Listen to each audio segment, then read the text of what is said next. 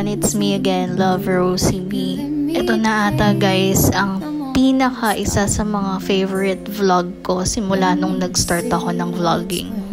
Bukod sa feel ko yung background music ng vlog na to, sobrang special talaga siya sa akin. So ayun na nga, for today's video, dumating na yung in-order ko from Estella June Flowers by Danica Magdaleno Cruz. Nag-order ako ng mga satin flowers. Actually, I was thinking of frill flowers, pero ang dami ko kasing pagbibigyan guys. So naisip ko, why not try something new and something unique this Valentine's Day. And in-order ko siya in advance para hindi sumabay dun sa volume ng delivery ng mga Lalamove. So, buti na lang talaga ganun yung ginawa ko guys. At buti na lang talaga advance din mag-isip yung friend ko na talagang in-advance niya yung orders ko. But anyhow, sobrang ganda guys. As in, sobrang worth it. Ang ganda talaga nung gawa. As in talaga, ang ganda niya sa personal. Nakaka-in love. Ayan, so binigyan niya pa ako ng free cards para masulatan ko to make it more special, of course, sa mga pagbibigyan ko.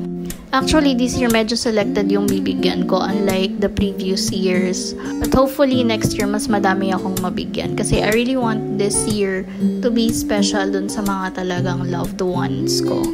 So alam niya naman, ang lola niya mahilig talaga mag-DIY, tsaka I really want to make it special for them.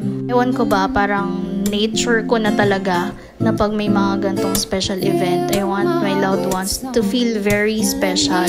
Iba kasi guys yung dating ng flowers, yung makareceive ka ng flowers.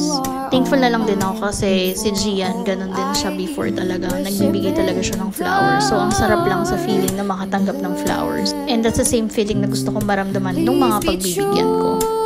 Kita niyo naman guys, gano'ng kaganda, diba? As in, sobrang ganda niya talaga. So, ito yung official Facebook page nila, Estella June Flowers. Makikita nyo yung prices and yung mga design. Visit nyo na lang yung page nila if you want to order. Ayan, yung 6 pieces, meron siyang free light. Ang ganda talaga ng pagkaka-arrange. Sobrang nakaka-amaze. Pwede kayo mag-request ng kung gusto nyo, yung ibang kulay, ibang wrapper. It's up to you. So, yun lang. Gusto ko lang i-share sa inyo. That's for today's vlog. Don't forget to follow Rosie Billete. I love you all.